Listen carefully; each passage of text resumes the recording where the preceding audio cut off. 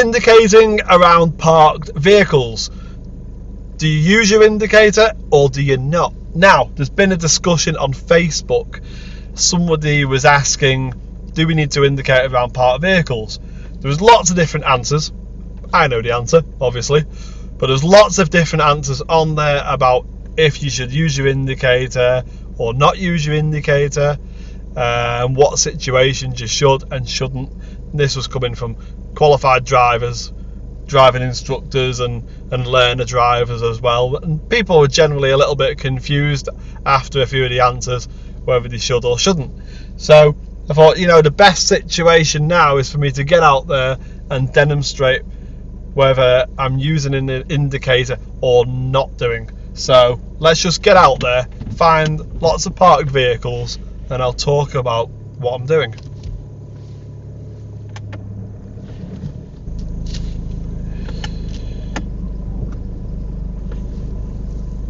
So in the distance now we can see there's a black vehicle pulled up a little bit further up the road there, about half on the road, half on the pavement. So straight away then I'm checking my mirrors. There's a van behind me, but he's holding back. No one's overtaking me or preparing to overtake. I've moved out nice and early so I can see down the road. I don't need to be indicating around that parked vehicle because nobody would benefit from it. And again, it would probably look like I'm turning right into that garage. So the safest option there is to not use an indicator. Now looking ahead down this road, there's usually parked cars on the left and the right, so everyone's moving out towards the middle. It's a big road, white car here, mirrors, nobody's overtaking, no one would benefit from that signal. I've used my road position nice and early. I'm keeping my road position out for that silver one. Looking up the road again with the van. Here's one of my instructors, give him a little wave. And again, I don't need the indicator to go around these parked vehicles because what's the point? It's only going to confuse people. It's going to look like I want to pull up on the right hand side of the road. Using my mirrors nice and early, I understand what other people are doing around me. They understand with my early positioning what I'm doing. They can see what's in the road. Nobody needs that signal.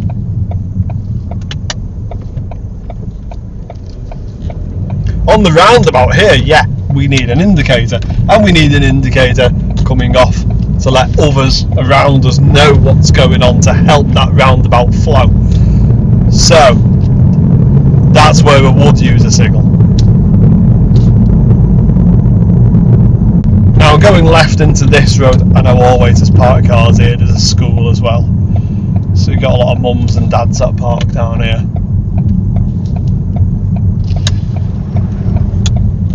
So look at this school situation. That car there in front of me, I know he's driving around that parked vehicle. He wasn't using a signal, and I'm not either because again my road position's out. I can see down the road, no one there. There's no one behind me. No one in this situation that would benefit from that signal. I understood exactly what that road user in the white car was doing because he had that early position. Now I have to wait for this vehicle coming up the road. This white one. I'm going to hold back from this white parked vehicle. I'm sat here now without a signal. I'm checking my mirrors quite often. There's no one behind, and I'm driving around that parked car, giving plenty of room. I'm thinking now on approach position for vision, because I want a position for myself to see down the road and for other people to see me as well in front and behind. They can understand exactly what's going on. He's letting me through. I don't need a signal there again, and especially I wouldn't be indicating back to the left here because look at that, the paddock there. It would look like I'm turning left into that road. So up the road here, another white car. Mirrors again, nice and early. Road position out really early. Don't need an indicator again. No one's going to benefit from it. There's no point to it, so I'm not going to use it. Back into the left. And again, I'm not indicating. Imagine if you indicated there, it would look like you're turning into Rose Place there. And again, have a situation with another vehicle. take my time through this situation. The vehicles here pulling in, they're not indicating around all those parked vehicles, so I understand what they're doing. That 4x4 there, he's not indicating, and I understand exactly what's going on. I think maybe. Now, when you get questions on the internet like, should I be indicating around parked cars, it's hard sometimes to give people a yes or no answer, because every situation is different out there, it's unpredictable. So we need to be doing whatever we can on the road so other people will understand what we're doing, and so the situations we don't mislead other people, like using the indicator. So we use it when others will benefit from it, and we don't confuse other road users at the same time.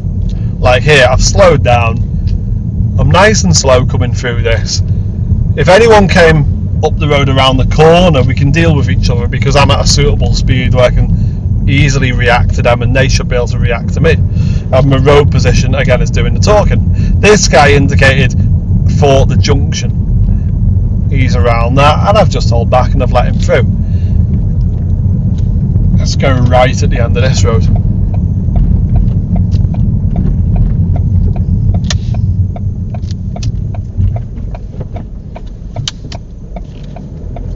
Look at all these parked vehicles. So I can get all the way up this road past most of these vehicles. Now I'm going to pull back in for this red one, because that's what I should do. So as I pull back in now, mirrors again, I'm moving out without a signal, because I've done effective observation behind, good observation up the road. No one is going to benefit from that signal, not even those pedestrians on the pavement there. Let's turn right into this one. A lot of vehicles again. Hold back for the blue van, positions to the right. Don't need a signal, because again my road position and speed are doing the job. Same here. Vehicle behind, he understands exactly what's going on there as well.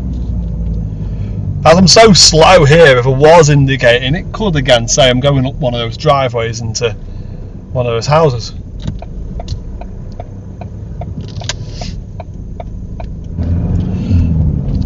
Red vehicle pulled up there on the left. My road position stays out, and everyone understands what's going on.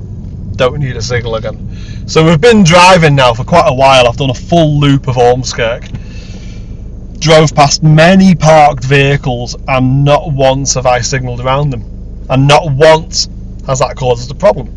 So it's perfectly safe to do that. That's how you want to be driving, especially on your driving test.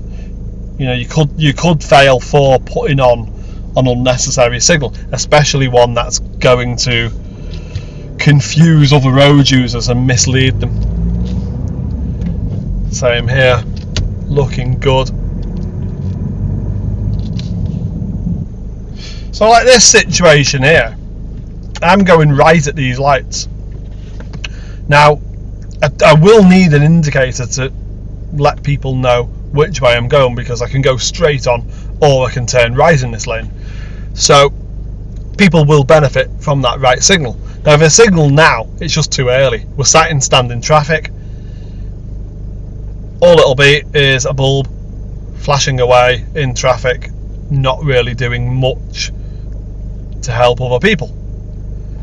So I'm not going to indicate yet, because it's just way too early. So this is a situation where it's just not needed at this moment.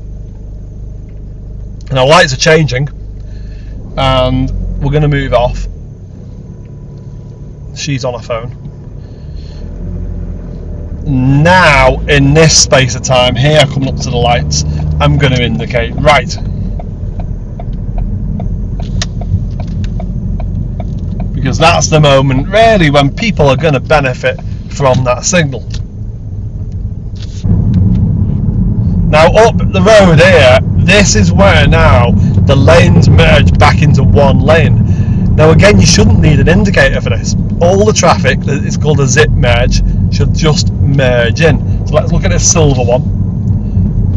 I know what he's going to do. I've held back to give him that space, and he's just slipped into that gap.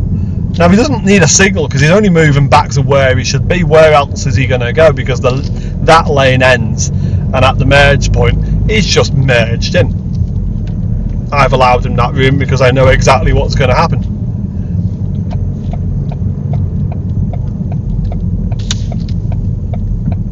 And I'm pretty sure that guy had checked his mirrors and understood my speed and distance from behind, and understood that I also didn't require that signal from him for him to move back into that left lane. Now we're nearly at the end now of my drive. Let's see if we get a situation where I have to indicate around the parked vehicle. I bet you 100 quid I don't. So look here, blue vehicle on the left, lots of parked vehicles. Here's the first one. Position. Now I know we can all get through this gap if we go a bit slower. Nobody needs an indicator. Everyone can understand. The guy behind isn't indicating either. No one really needs it. Even with this situation, we're again just keeping that position to the right, just over the line. Even though I'm over the line, they've still got enough room to pass on their side. Another one here. Now I can't get through. I'm going to hold back for the van. Now I'm pretty sure that guy behind understands there's a parked vehicle on the left, because you can see it through my car. So again, no one really required an indicator. Mini roundabout, yes, I'm going to indicate because I'm going the first exit. So these people here, which are about to cross the road, they can understand exactly which way I'm going, and the car behind. Probably driving there for about half an hour. Not once did I indicate around the parked vehicle.